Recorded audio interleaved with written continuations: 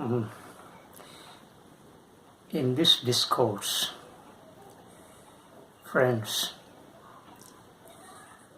we will examine fasting.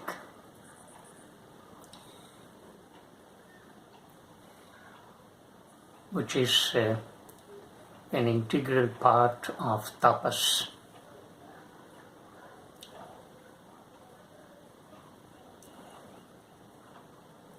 What is fasting? Why should we observe fasting? In what way does it help our spiritual life? How does it help in the evolution of our consciousness?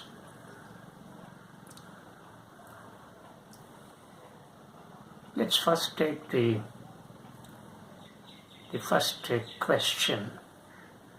What is fasting? Fasting is a willful refrainment from eating for a certain period of time.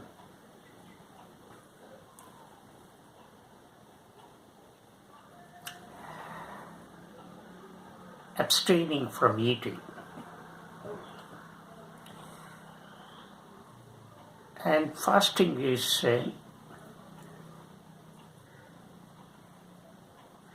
made a sacred act by all religions. All religions stipulate fasting as one of the conditions for the progress to be made in our spiritual life.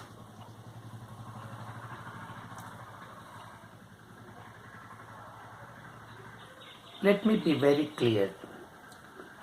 Let's not talk about the word spiritual life, the expression spiritual life. We will keep it aside.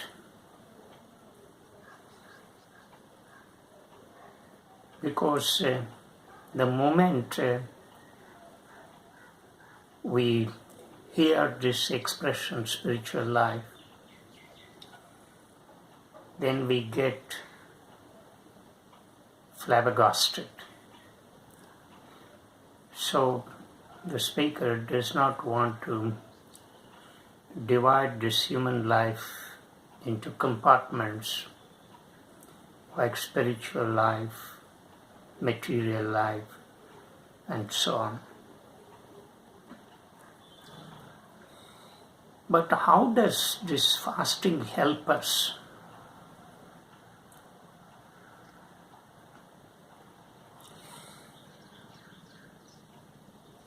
We have just now learned that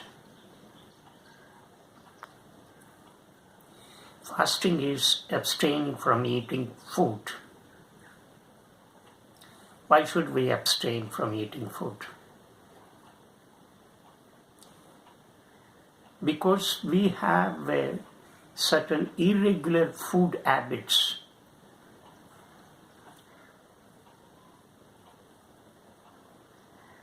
There are two kinds of people here.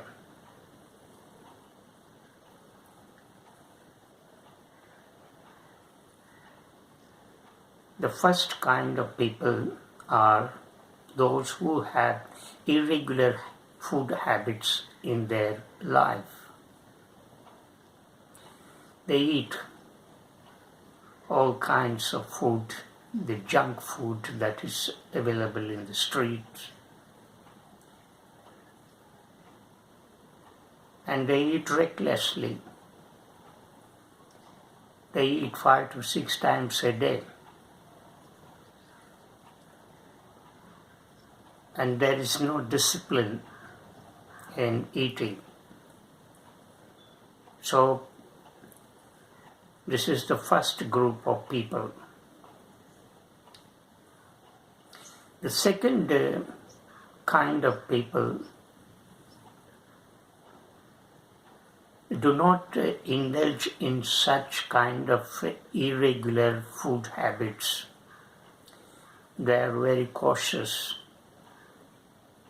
They are very meticulous in choosing food.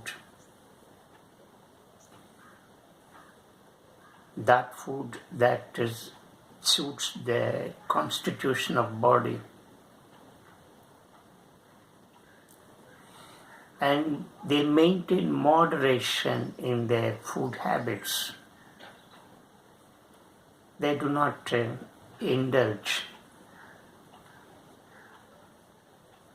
recklessly indulge in eating, as we have just now noticed in the case of the first group of people.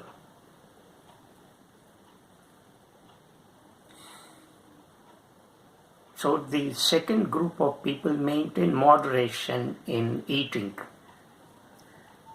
They do not eat 5 times or 6 times a day. Instead, they take 2 meals. In fact, before the British came and introduced electricity, our great-great-grandfathers and mothers and their children used to take only 2 meals a day, just after the dawn and just before the dusk. But the Europeans introduced all kinds of food habits. They introduced breakfast, they introduced brunch, that is whatever we take in between breakfast and lunch, and then lunch, and then tea and snacks time in the evening. Then again we go for a dinner, and then followed by dessert. And in between, if you are attending some meetings, some gatherings, and if you go out with your friends, you sip tea, coffee, and eat whatever is offered. So the Europeans came and spoiled the whole system of eating habits that we had.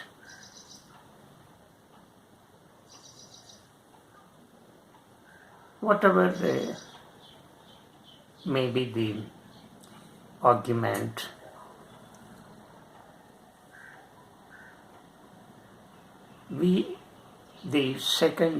the first kind of people have irregular food habits.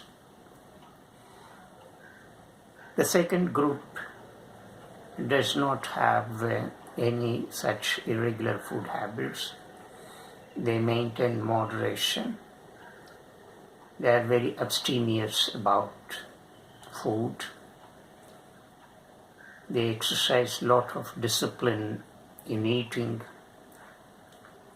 in choosing or selecting the food items,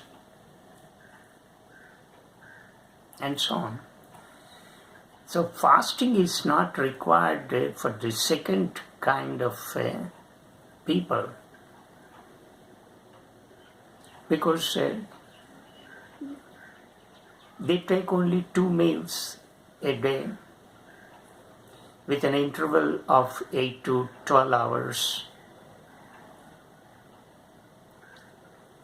between the 2 meals. So therefore, there is no need for such people to observe fasting, because every day they are fasting. The speaker eats only 2 times a day, morning at 9 o'clock, and then evening between 6 and 7. In between, the speaker doesn't take any solid food. He just consumes only water. And in the evening too, the speaker does not take heavy meal, but a light meal. So, and if I take the light meal in the evening between 6 and 7, my next meal will be the following morning at 9 o'clock, between 9 and 10. So you see, almost 15 to 16 hours of interval between the evening meal and the following morning meal. So the speaker doesn't require any fasting. But for the first group of people require fasting because they keep on eating. They keep on dumping food into the belly. And no rest is given to this belly, to this organism, to this system. The system is very beautiful. And the body is a temple. It is sacred. It has its own wisdom. And it is deeply sensitive. And you need to listen to this body.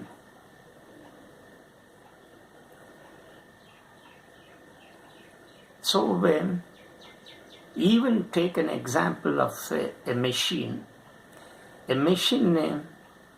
if it constantly works for a long period, it will break down.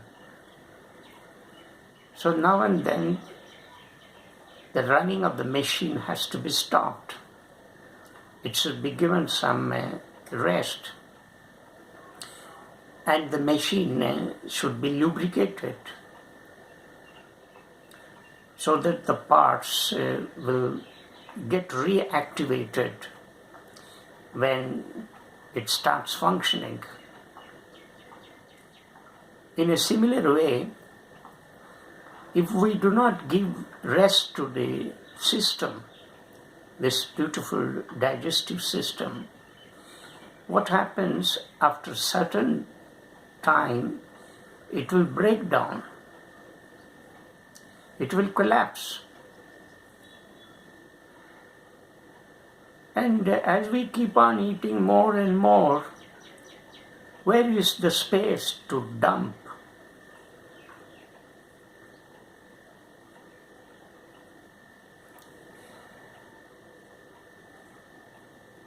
So extra calories have to be burnt.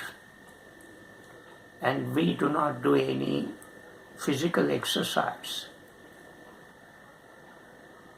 to burn these calories, extra calories. So what happens? All these food, extra calories get accumulated, and in course of time, these unburnt calories, accumulated unburnt calories will turn into toxins, and these toxins will emerge in the form of disease.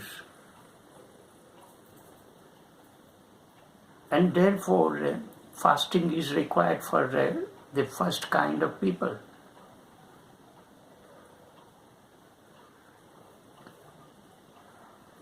And then they should follow the moderation in eating.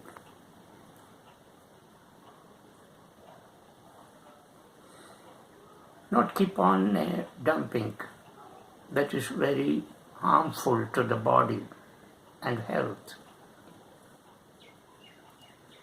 Fasting has medicinal benefits. Apart from these medicinal benefits, it cleanses the system. it eliminates the toxins from our body, from the cells. It purifies the whole system and gets reactivated with a fresh energy.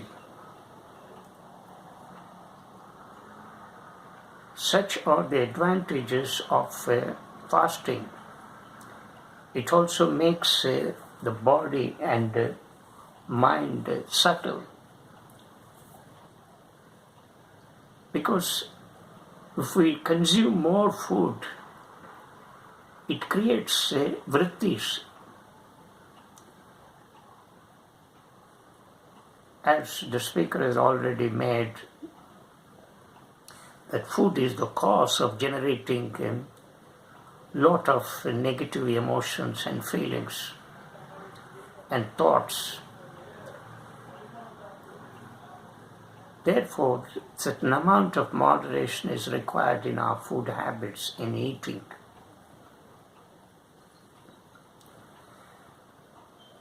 Apart from these benefits that fasting yields, how many hours of fasting should be observed in the case of the first group of people, that is, those who have irregular food habits?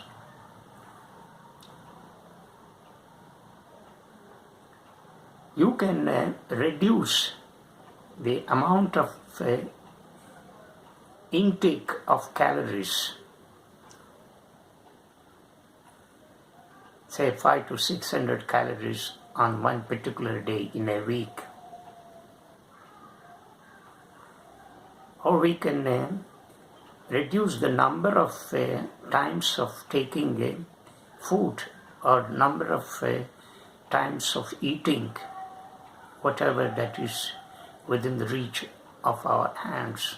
So, if you are eating 6 times, 5 times or 6 times a day, reduce it to 2 and give an interval of 10 to 15 hours between the 2 meals, and do not take heavy meal. Keep your stomach half empty, and the remaining half empty stomach should be created enough space for water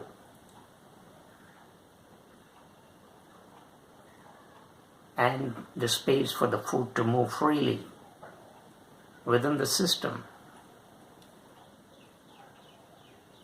Similarly, after observing fasting, you should not go for a heavy feast or a heavy meal, and that is very dangerous to the body. So immediately after observing fasting, you can take liquids, fruits, easily digestible food in a limited quantity.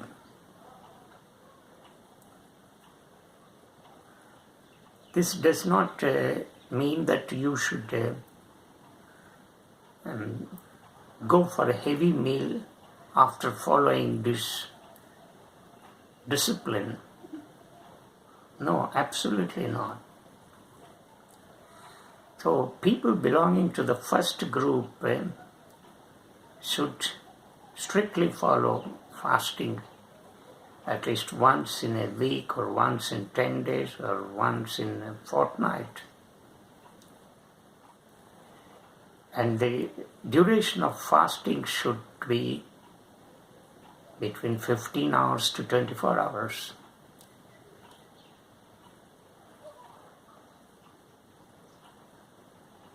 And during this period, you can consume only water.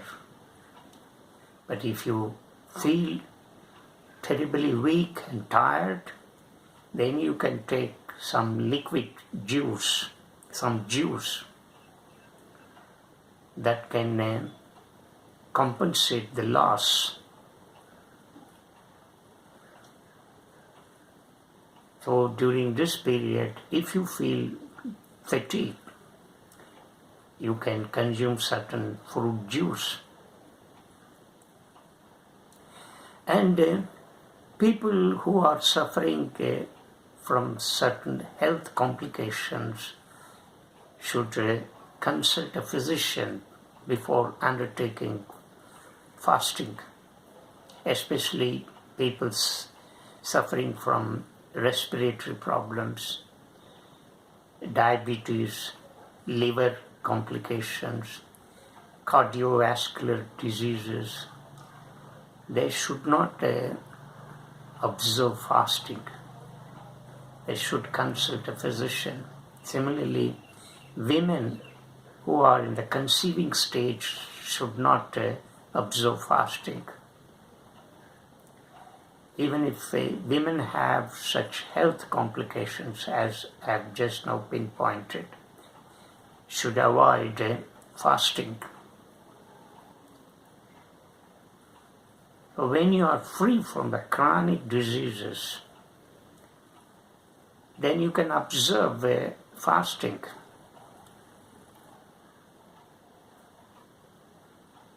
So fasting is one of the important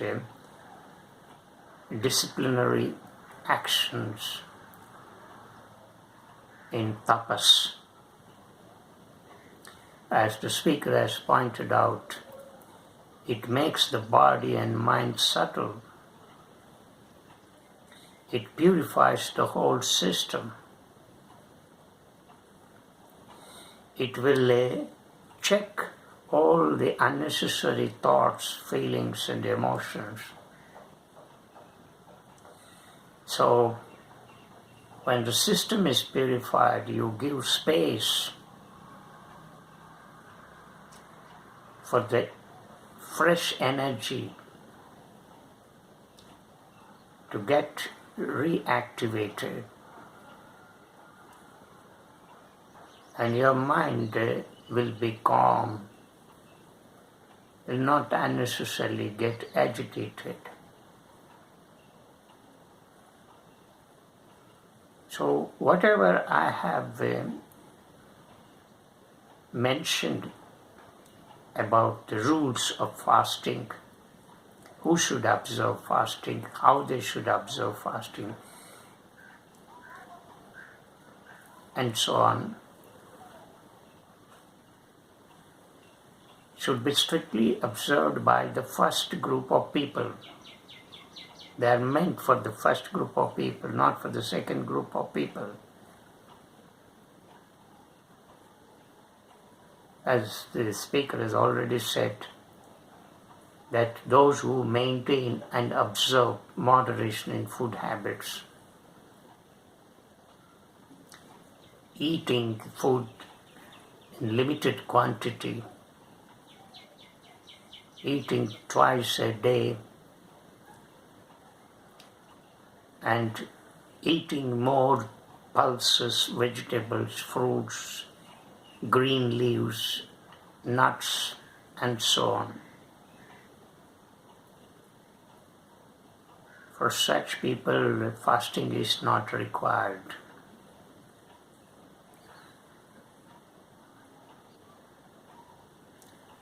So, fasting is an important act in yoga.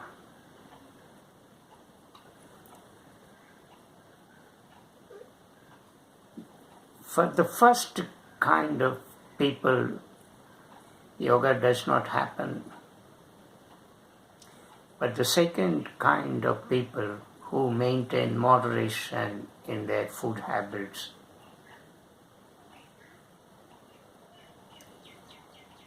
they are already in yoga, in the state of yoga. Because yoga expects moderation in living. Yoga demands balance in living.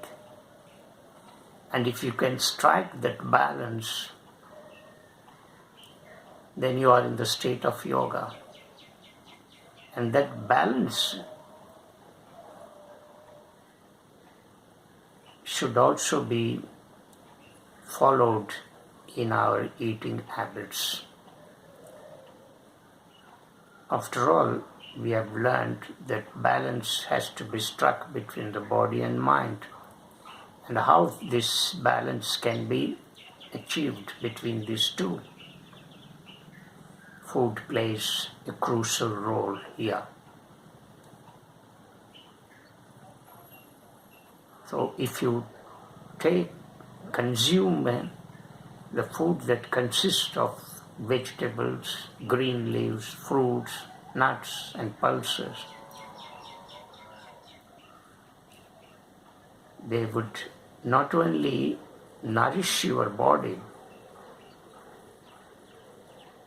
but make this body a vehicle for leading a peaceful, healthy and happy life.